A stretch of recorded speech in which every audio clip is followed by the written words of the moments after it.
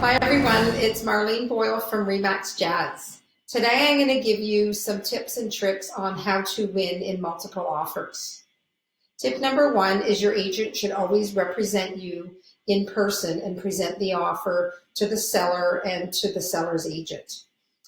Sitting with the seller is a much more personal feel and a personal touch and gives you that connection with the seller, even though you're not there and present. Your agent can actually explain a little bit about you and your family, why you love their home, why you're looking to move to the area. And I think that the seller really develops a connection with the buyer when your realtor's present. The next step, tip number two, is always have your agent bring the deposit check with them when they're presenting their offer. This gives confidence to the seller and the seller's agent that the finance is solid and the money for the deposit is solid, and it will be deposited right in the real estate trust account the next day.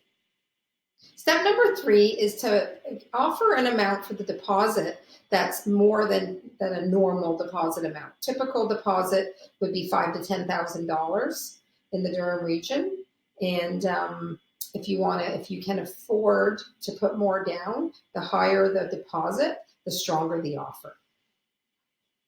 Tip number four is always have your agent communicate with the seller's agent to see when the best closing date is for the sellers. I know that you want to make it suitable for yourself as well, but the sellers are in the end choosing which offer they're going to work with. And if you're very competitive with another buyer, they're going to choose which closing date suits them the best. And if you're able to accommodate them, that gives you an advantage as well.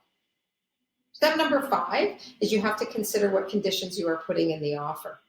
The less conditions you put, the better, but still keeping in mind you have to protect yourself, to put the conditions in that are necessary. Step number six, your agent can actually bring something personal with them when they are presenting the offer. They can bring a picture of you and your family. Some people make a video. Some people write a letter to the sellers and explain why they want to, live in their home and in the area. That also makes that connection stronger as well between the buyer and the seller. Tip number seven is always be available the time that they're doing the offer in case there are any changes that need to be done. Your agent will be able to contact you and get anything signed ASAP. So if you're either outside waiting in the car or you're available at home on the phone, so that if you need any changes at all, that it can be done right away. If you have any real estate questions or needs at all, call me anytime, 905-926-5554. Have a great day.